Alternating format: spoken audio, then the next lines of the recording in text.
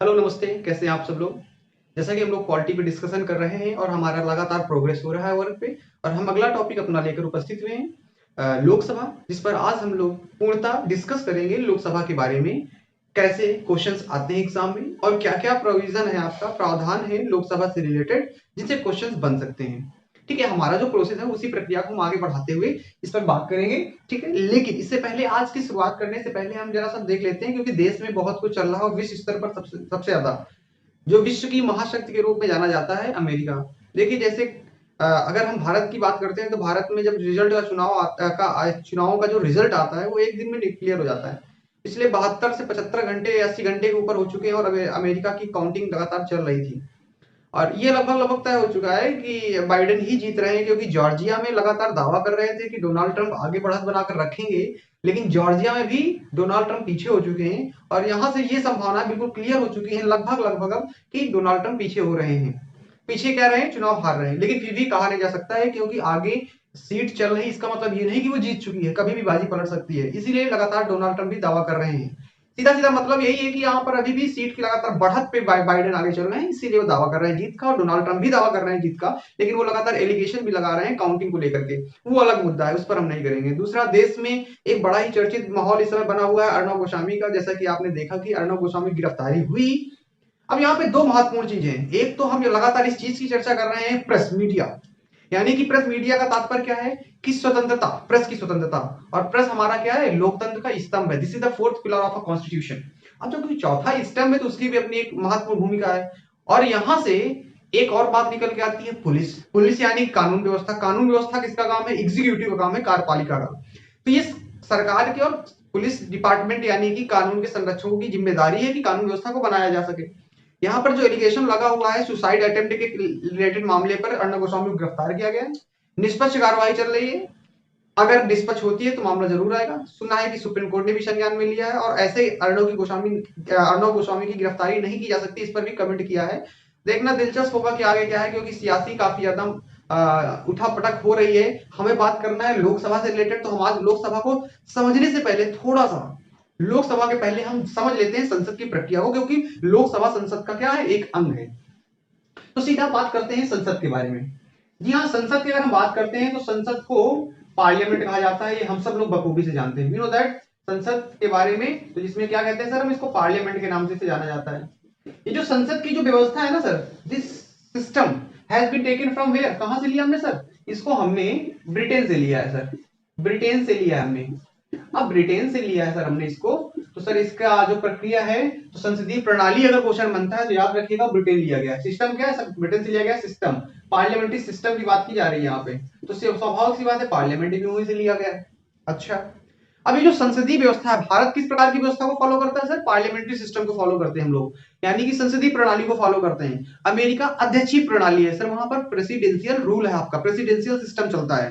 Clear, अब presidential system है। लेकिन अच्छा, संसद की अगर हम बात करते हैं लोकसभा है क्या, इसके लिए जो हम समझने के लिए थोड़ा सा आगे बढ़ते हैं, यहां पर हमें समझ में आता है कि इसके दो हाउस हैं सर। लोकसभा यानी कि हाउस के रूप में जाना जाता है, इसीलिए संसद के जो दो हाउस हैं सर, इनके बारे में अगर हम समझते हैं तो सर एक को बोला जाता है Lok Sabha, L N S short form में लिख दिया मैंने, और एक को बोलते हैं sir Rajya Sabha. Rajya Sabha upper house होता है, लेकिन मैंने इसको नीचे रखा है, कोई दिक्कत वाली बात नहीं है। सर जो लोकसभा है ना सर, इसका जो एक्सप्लेनेशन दिया गया हमारे कॉन्स्टिट्यूशन के आर्टिकल, किस आर्टिकल में सर लोकसभा का एक्सप्लेनेशन मिलता है, तो जब हम ये चर्चा करते हैं तो याद रखिएगा लोकसभा का जो एक्सप्लेनेशन है वो हमारे कॉन्स्टिट्यूशन के आर्टिकल 81 में दिया गया है। यानी कि हमारा कॉन्स्टिट्यूशन का आर्टिकल 81 कहता है कि लोकसभा का वहां पर वर्णन दिया गया है, लोकसभा होगी जो संसद का एक अंग है, यानी कि हाउस भी है सर। राज्यसभा का जो एक्सप्लेनेशन दिया गया जिस आर्टिकल में सर, वो दिया गया आर्टिकल 80 में, अनुच्छेद 80 के तहत। संसद का जो अवार्डन है ना साहब, ये दिया गया है साहब आर्टिकल 79, यानी कि आर्टिकल 79 में इसका एक्सप्लेनेशन मिलता है। ठीक है, ये तो बहुत बेसिक चीज थी, इस पे कोई बहुत बड़ा हमने मुद्दा बताया नहीं आपको, आपको पता भी होगा। नहीं पता जिनको, वो आराम से लिख लेंगे, समझ में आ गया होगा। अच्छा, प्रश्न एक ये बनता है कि संसद के कितने अंग हैं। जब प्रश्न ये बनेगा संसद के कितने अंग हैं, तो दो house is not a part, house is not a part, इसको हम इस तरह नहीं करेंगे। तो संसद की जब हम कंडीशन पे आएंगे कितने अंग हैं, तो वहां पर संसद के 3 अंग माने जाते हैं। संसद के कितने अंग हैं सर, 3 अंग हैं। और जब अंग की हम बात करेंगे तो सर संसद के 3 अंगों में जब हम बात करते हैं तो याद रखिएगा संसद के जो 3 अंग हैं उनमें से आपका एक आपका आता है प्रेसिडेंट यानी कि राष्ट्रपति। अच्छा, एक है सर जी क्या, प्रेसिडेंट राष्ट्रपति। दूसरा सर जी क्या है, लोकसभा।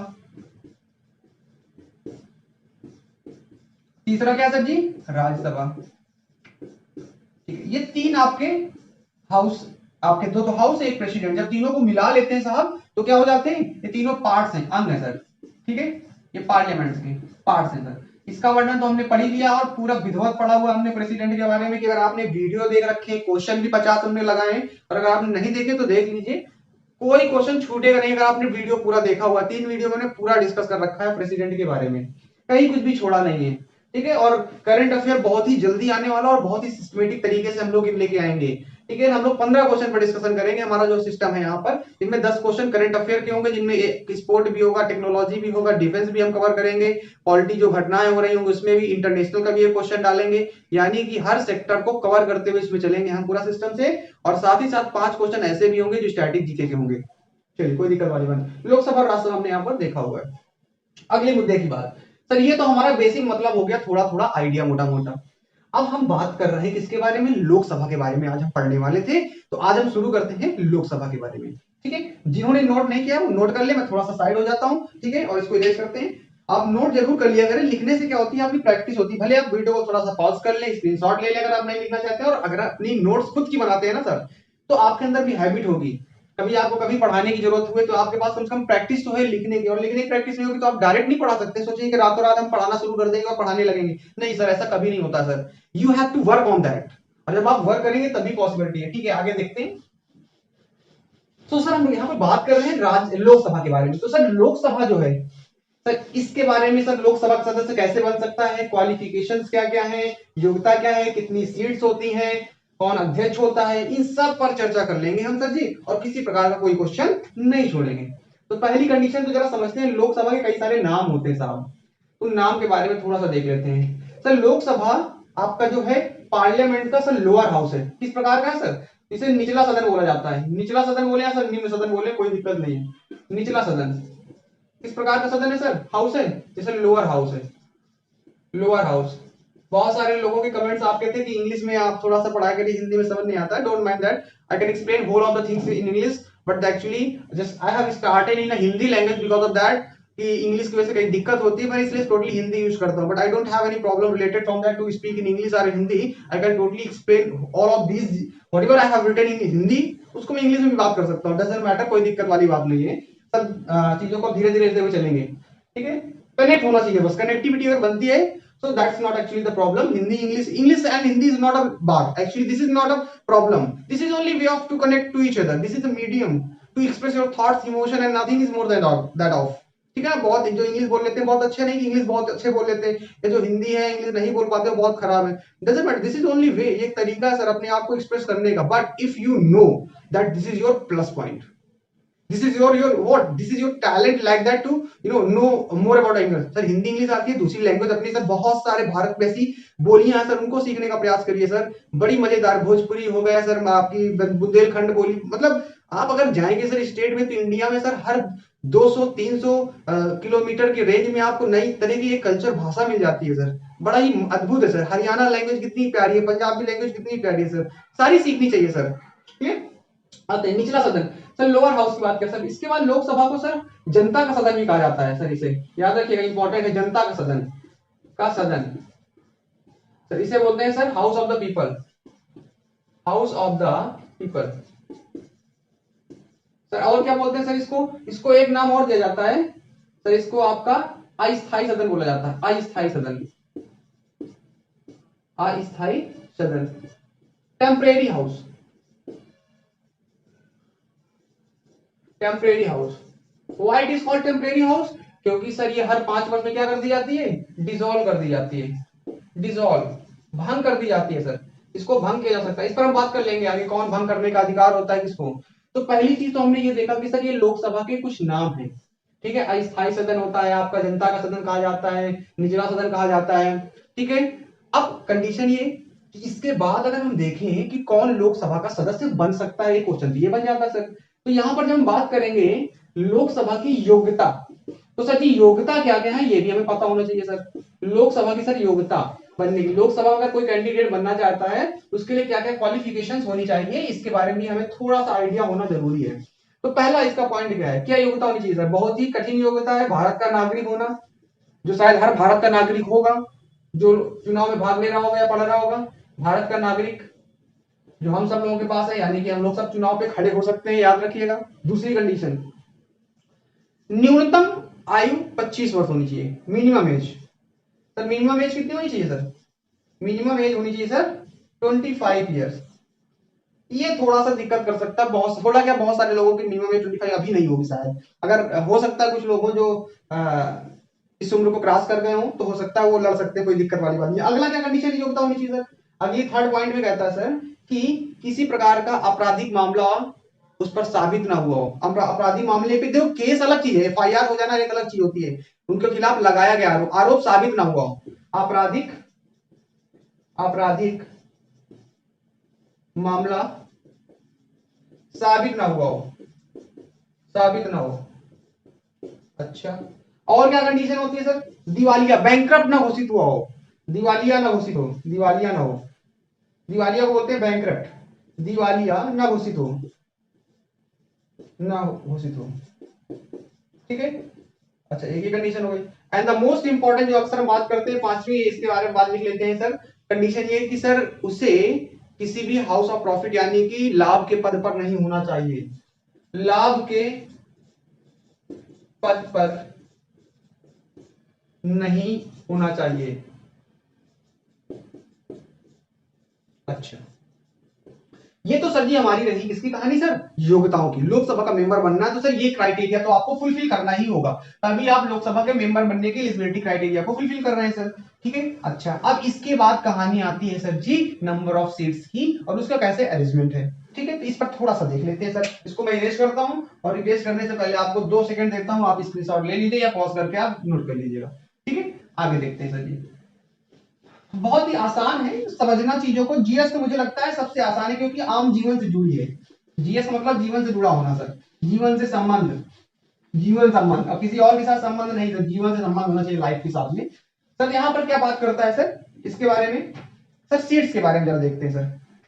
अच्छा, जब सीट के बारे में देखते हैं तो 2 कंडीशन आती है सर। संविधान में जब हमारा निर्माण किया गया तो मूलतः जो संविधान में जो सीट्स थी वो सब कितनी थी?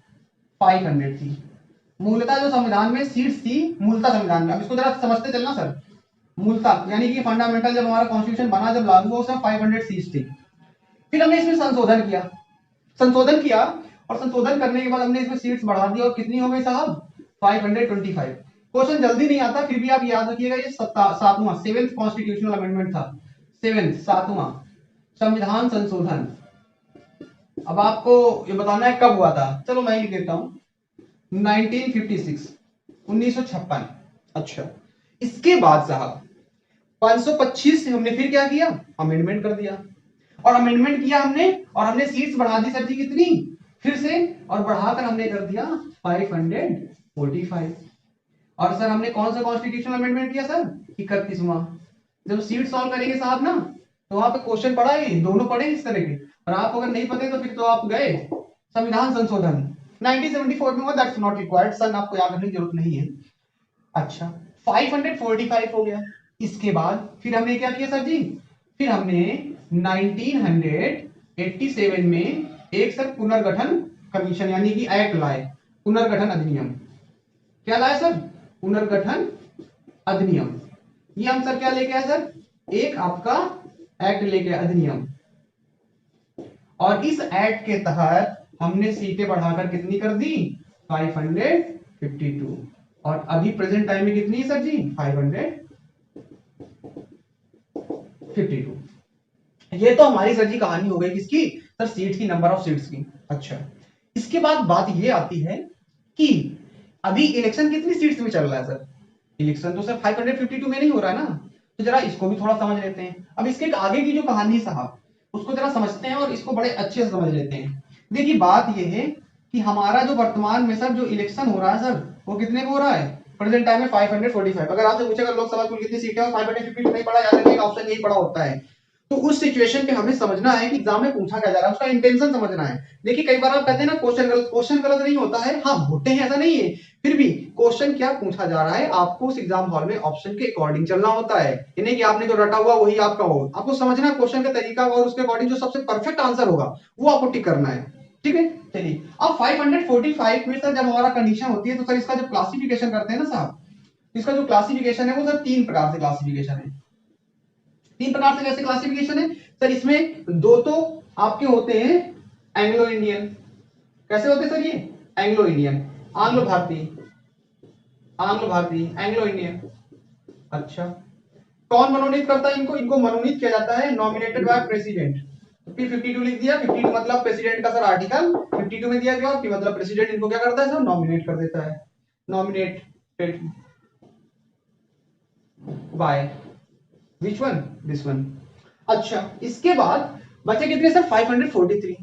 अगर हम बात करें सर 543, यहां पे ऐसे कर लेते हैं जरा, तो पहले 543 इसका अगर हम क्लासिफिकेशन करें साहब, इसका क्लासिफिकेशन 2 तरीके से जाता है, जिनमें से आपका होता है सर 530 और इधर कितना हो जाएगा सर 13, यानी कि 530 और 13 क्लासिफिकेशन जाएगा।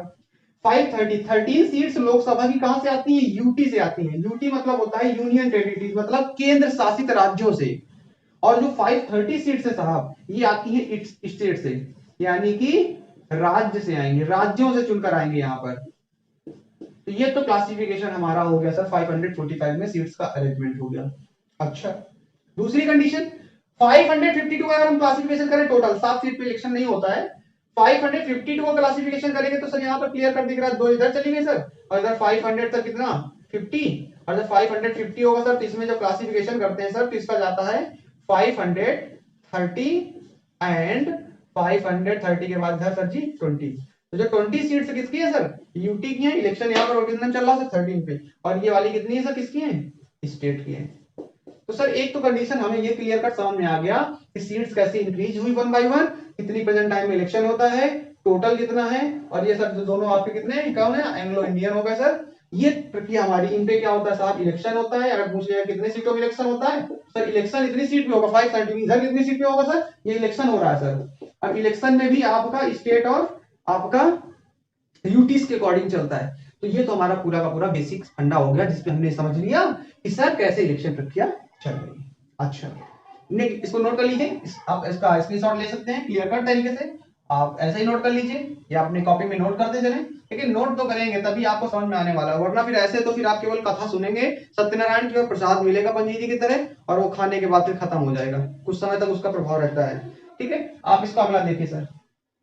अब हम बात करेंगे सर वोटिंग, जब आपका इलेक्शन होता है सर, योग्यता कोई खड़ा हुआ है तो कौन चुन सकता है, और इससे क्वेश्चन क्या बनेंगे, इन दोनों को क्वेश्चन क्या बनेंगे ये ज्यादा महत्वपूर्ण है सर, क्योंकि हम यहाँ पर थ्योरी उस तरह नहीं पढ़ रहे हैं एग्जाम में जैसे कि क्लास 10th और 12th में पढ़ते थे। यहाँ पे हमें क्वेश्चन देखना है कि हमें क्वेश्चन किस प्रकार बनेंगे उसका उसके अकॉर्डिंग सॉल्व करना है। तो सर ये जितने भी टाइप हमने यहाँ पर लिखे थे सब क्वेश्चन के टाइप से। चलिए सर जी देखिए, अब कंडीशन ये है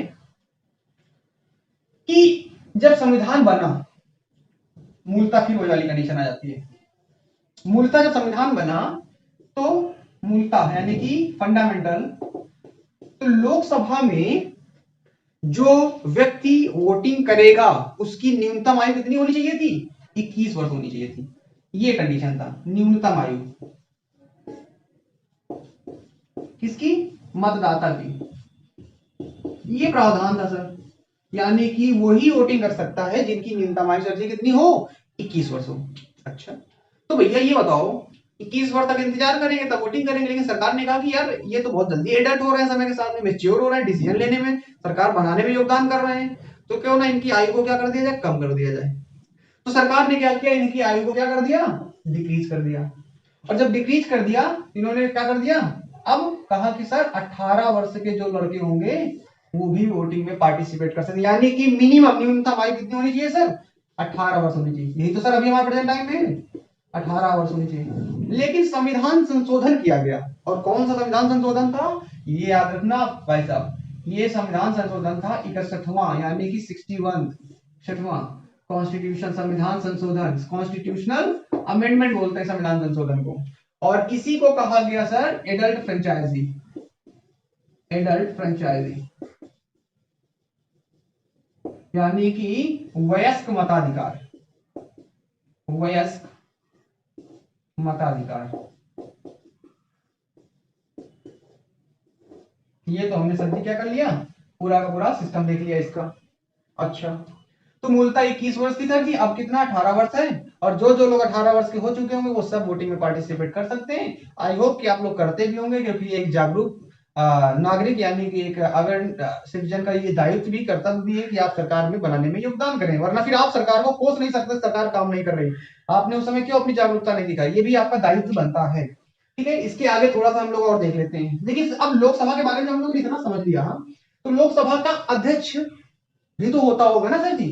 लोकसभा कौन होता है सर, अध्यक्ष होता है सर। तो जरा थोड़ा सा लोकसभा अध्यक्ष के बारे में यहाँ पे समझ लेते हैं। लोकसभा अध्यक्ष, अच्छा, लोकसभा अध्यक्ष है उपाध्यक्ष। उपाध्यक्ष, देखिए ये कहां से लोकसभा अध्यक्ष और उपाध्यक्ष की अगर हम बात करें तो सर इसका जो संविधान में वर्णन मिलता है सर वो आर्टिकल 93 मिलता है। आर्टिकल 93 में इसका एक्सप्रेशन मिलता है, जहां तक मुझे लग रहा है ना, article 93 I am not exact sure but article 93 बोलता है एग्जैक्टली। ठीक है, अच्छा, इसके बाद लोकसभा अध्यक्ष हो या उपाध्यक्ष हो, ये दोनों कहां से चुने जाते हैं, लोकसभा से सदस्य होते हैं, लोकसभा से चुने जाएंगे, लोकसभा से चयन किया जाएगा इनका।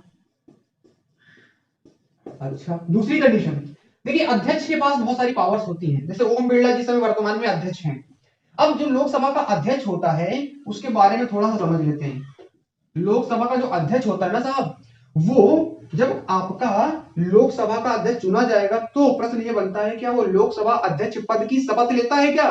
तो याद रखिएगा, लोकसभा जो अध्यक्ष होता है वहां पर वो अध्यक्ष पद की शपथ नहीं लेता है, वहां पर कोई भी शपथ का प्रावधान नहीं है, बल्कि वो केवल एक सांसद सदस्य के रूप में शपथ लेगा। इसलिए लिख लीजिएगा, क्वेश्चन आ चुका है इसलिए मैं आपको बात कर रहा हूं, सांसद पद की शपथ लेगा, सांसद पद की शपथ लेगा, ना कि वो एक अध्यक्ष पद की शपथ लेता है। ठीक है, अच्छा, जो पावर है इसका लोकसभा का एक बड़ा पावर है लोकसभा अध्यक्ष का। ठीक है, संसद पद की आपकी शपथ नहीं लेता है, बल्कि सॉरी सांसद पद की शपथ लेता है, ना कि लोकसभा अध्यक्ष पद की शपथ लेता है। अच्छा, दूसरा यहीं पे समझ लेते हैं, जो लोकसभा होता है सर, अध्यक्ष होता है सर, इसके पास कई सारे पावर होते हैं, जिनमें से एक पावर आपका ये है कि सर ये धन विधेयक का निर्णय, कौन सा विधेयक धन विधेयक होगा और कौन सा नहीं होगा, इसका निर्णय कौन करता है, लोकसभा अध्यक्ष करता है। धन विधेयक का निर्णय यानी कि मनी बिल जो होगा, विधेयक का निर्णय कौन करेगा सर, इसका निर्णय करता है लोकसभा अध्यक्ष। धन विधेयक यानी कि मनी बिल, मनी बिल का जो एक्सप्लेनेशन मिलता है वो कहां है सर, 110 में, आर्टिकल 110, ये भी आ चुका है एग्जाम में कई बार, याद रखिएगा। आर्टिकल 110 यानी मैंने कहा था पहले से आर्टिकल रटने नहीं है साहब, टॉपिक के साथ तैयार करने होते हैं, हमेशा याद रहेंगे आपको जीवन भर, जब तक आप रहेंगे तब तक आपको याद रहेंगे। यानी कि जो मनी बिल है, money bill sir, money bill जो है ना सर, ये आपका आर्टिकल 110 यानी कि 110 में बताया गया कि सर इसका सर जो निर्णय लेगा कौन लेगा सर, लोकसभा का अध्यक्ष लेगा। पहली एक कंडीशन ये।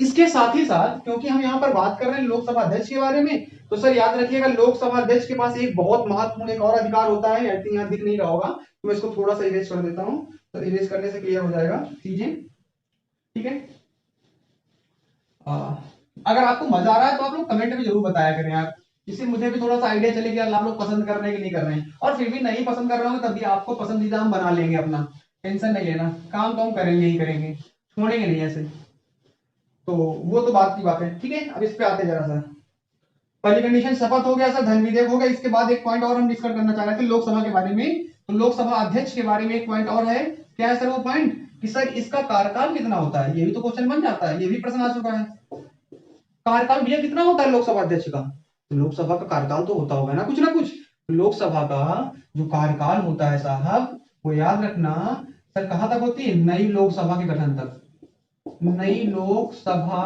के गठन तक। इसका क्या मतलब है, इसका मतलब यह है कि सर लोकसभा का जिस दिन वो अध्यक्ष चुना जाएगा उसके बाद दूसरी नई लोकसभा बन के आएगी तब तक वो कार्य करेगा उस पद में, भले सरकार चली जाए, सांसद पद चला जाए उसका, क्योंकि लोकसभा का चुनाव होता है, फिर सांसद तो खत्म हो गया 5 साल के बाद, लेकिन ये तब तक रहेगा जब तक कि नई लोकसभा गठित होकर नहीं आ जाती है। अच्छा, एक कंडीशन इसके साथ में और भी बहुत महत्वपूर्ण है, शपथ हो गया सर, मनी बिल हो गया, इसके साथ में कार्यकाल हो गया, और लोकसभा के बारे में एक सर जी और पॉइंट याद रखिएगा कि यह संयुक्त अधिवेशन की अध्यक्षता करता है। संयुक्त अधिवेशन यानी कि संयुक्त अधिवेशन को बोलते हैं ज्वाइंट सेशन। संयुक्त अधिवेशन यानी कि ज्वाइंट सेशन। अच्छा सर, संयुक्त अधिवेशन क्या बोलते हैं सर? Joint session. इसका क्या करता है सर? इसका अध्यक्षता करता है सर, अध्यक्षता। अब आपको पता तो होना चाहिए सर संयुक्त अधिवेशन क्या है। इसका जो वर्डर है ना साहब 108 में मिलता है हमारे कॉन्स्टिट्यूशन में। आर्टिकल 108 में हमारे कॉन्स्टिट्यूशन के ज्वाइंट सेशन की बात की गई है, जिसमें सर जो हेड होगा वो will be head the speaker of Lok Sabha, यानी कि लोकसभा का अध्यक्ष। ये सर हमारा हेड होगा सर। अब ज्वाइंट सेशन होता क्या है जरा सो थोड़ा सा समझ लेते हैं। फॉर एग्जांपल लोकसभा में कोई बिल पारित किया गया और लोकसभा ने तो बिल को पारित कर दिया, लेकिन उस बिल को राज्यसभा पारित नहीं कर रही है या 6 महीने हो गए, तो किसी भी बिल को 6 महीने के अंदर पारित करना होता है, धन विधेयक को छोड़कर। अब क्योंकि उस बिल को पारित नहीं किया गया तो और वो बिल बहुत ही महत्वपूर्ण है, अब इस पर सरकार क्या करेगी? राष्ट्रपति से कहेगी सर आपसे दरखास्त है संयुक्त अधिवेशन लाइए सर, इस पर हम लोग चर्चा करेंगे सर। और इस बिल पर अगर वहां पर पारित हो जाता है तो पारित माना जाएगा। राष्ट्रपति इसके बाद संयुक्त अधिवेशन को बुला सकता है। तो प्रश्न ये भी बन सकता है कि संयुक्त अधिवेशन किसके द्वारा बुलाया जा सकता है? तो ये याद रखिएगा, संयुक्त अधिवेशन राष्ट्रपति यानी कि प्रेसिडेंट बुला सकता है, राष्ट्रपति द्वारा। ये भी आपको ध्यान में रखना है, ठीक है। अच्छा, एक वर्ड है sir casting vote. Casting vote बड़ा महत्वपूर्ण वर्ड है, तो जरा इसका वर्ड समझिए। कास्टिंग वोट, कास्टिंग से रिलेटेड ये नहीं कि अब जो बॉलीवुड में सर कैरेक्टर की कास्टिंग की जाती है, कास्टिंग डायरेक्टर नहीं है सर ये, लेकिन ये कास्टिंग वोट है सर। क्या है कास्टिंग वोट? जरा इसको भी थोड़ा देख लेते हैं साहब। Casting vote sir, casting vote होता क्या है सर? इसको शायद आई थिंक हिंदी में बोलते हैं गणपूर्त, नहीं इसको बोलते हैं निर्णायक मत बोलते हैं, आई थिंक निर्णायक मत। हाँ निर्णायक मत, अब तो आप समझी गए हो निर्णायक मत सर, निर्णायक मत बोलते हैं। अब है क्या, देखिए जैसे लोकसभा में वोटिंग हो रही है, अब बिल में लेकर के जब वोटिंग हुई तो जितने भी वोट पक्ष में पड़े उतने ही क्या पड़ गए सर? विपक्ष पड़ गए। जितने फेवर में उतने ही अगेंस्ट पड़ गए। फॉर एग्जांपल 100 वोट की काउंटिंग हुई, जैसे 50 फेवर में चलेगा 50 अगेंस्ट चलेगा सर, अब बिल तो 20 बराबर हो गया ना सर। In that situation what will happen? Lok Sabha speaker चाहे, that is not a condition, special नहीं सर करेगा ही, it the choice of a speaker, वो चाहेगा उस कंडीशन में अपने मत का प्रयोग कर सकता है, सिर्फ उसी कंडीशन, इसके पहले नहीं करेगा सर कभी भी ऐसे। तो उस कंडीशन में वो अपने मत का प्रयोग करेगा और जिसके फेवर में डाल देगा वो जीत जाएगा sir. That is actually condition of casting vote, ठीक है। इसका जो एक्सप्लेनेशन मिलता है वो कहां मिलता है? आर्टिकल 100। बहुत याद रखना आसान है। क्यों याद रखना आसान है? क्योंकि सर 50-50 मतलब 100-50-50 वाली कंडीशन होगी तभी तो सर आपको कास्टिंग वोट यूज करेगा, ठीक है। तो आपको समझ में आ गया होगा कास्टिंग वोट क्या है, निर्णायक मत, आप लिख लीजिएगा, समझ गए होंगे आपका। अच्छा, प्रोटेम एक वर्ड और आता है एग्जाम पॉइंट ऑफ व्यू समझ रहे हैं, तो एक वर्ड समझिए प्रोटेम स्पीकर। क्या है प्रोटेम स्पीकर? जरा इसको भी थोड़ा समझ लेते हैं। आप मैं मैनेज करता हूं, जगह वैसे भर चुकी है थोड़ा सा, फिर भी यहाँ पे खाली इसको मैं ही लिख लेता हूं। तो देखिए प्रोटेम स्पीकर,